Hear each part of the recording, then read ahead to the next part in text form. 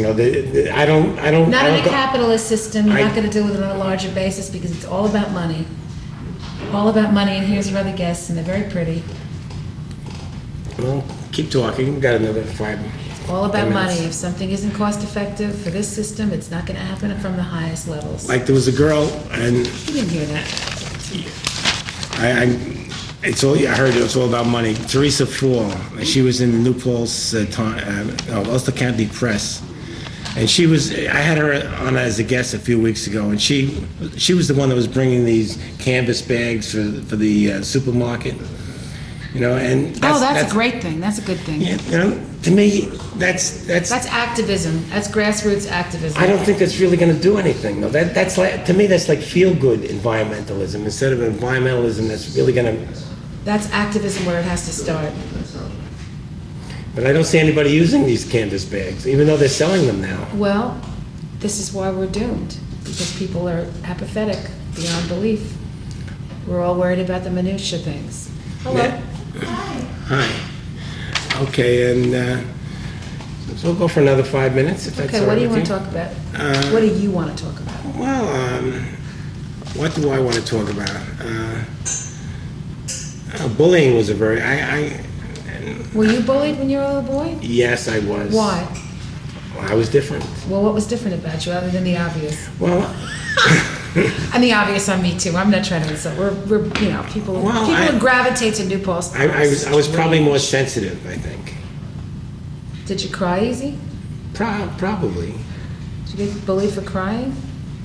No, I think I noticed I was on a different way. Like I noticed with my son. He's, I think, a little worse, much worse than I was. Do you think you have a touch of what he has? It could be, you know. But I think a lot of people have a touch of not being able to easily read social cues and pick up on things. I think there's probably a lot of people that are mildly autistic. I think so. A lot of people in the Pentagon and in the government don't read social cues, like the world is going to come to an end if we don't change. That's a social cue that really should be read, don't you think? I think so.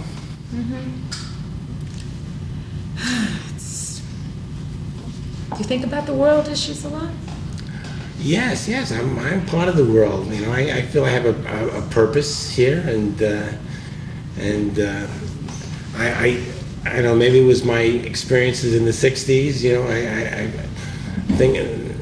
What do you feel your purpose is?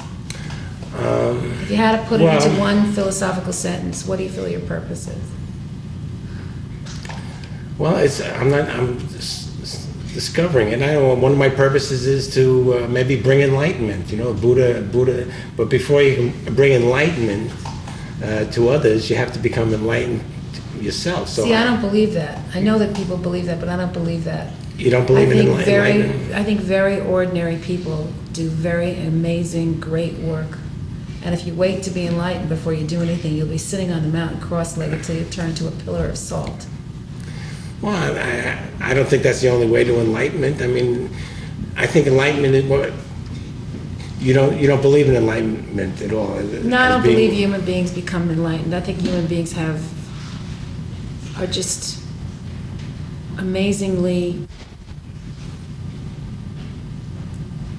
magnificent and amazingly disturbed at the same time. And God, if there is a God, uses very defective people to do his work or her work.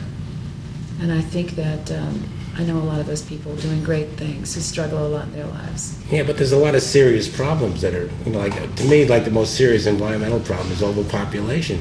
But when I talk about that to liberal-minded people, you know, they say something about population control. It's the biggest problem. They do not want to hear about it. Why not? Because it somehow it violates some sort of liberal dogma that we have to allow immigration in this unlimited immigration in this country.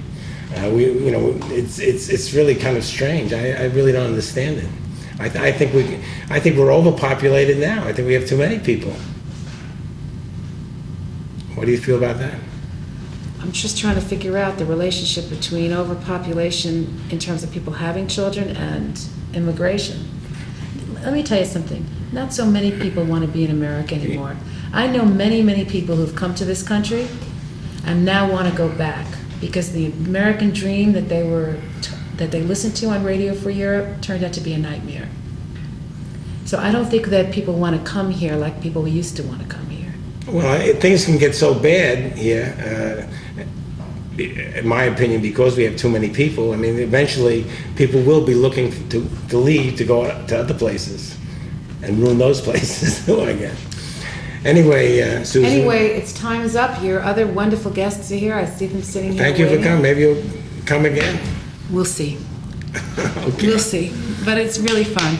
And it's nice to see, if you're not a Landsman, at least you're another hippie. I might be a Landsman. We don't know. Yeah, the grandmother. Next time bring a picture of her. I'll try to be intuitive about that. Okay. Maybe we'll do a DNA test. You can do that, through the National Geographic. You can actually I'm send going to a have little... Rabbi Plotkin on. Plotkin? Yeah. Plotkin almost rhymes with Slotkin. And on that note, goodbye, New Paltz. Okay.